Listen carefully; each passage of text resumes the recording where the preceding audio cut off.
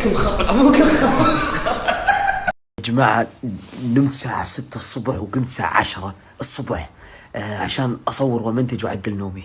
طبعا الآن باقي لي المونتاج.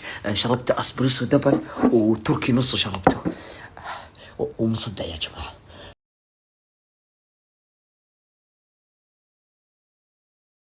جبت لكم فضيحة أبو فلة.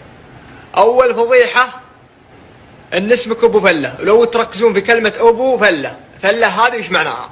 معناتها إنه يقول ما أدري لا تصلون ولا تصومون، واضحة يعني فلوها فلوها في حياتكم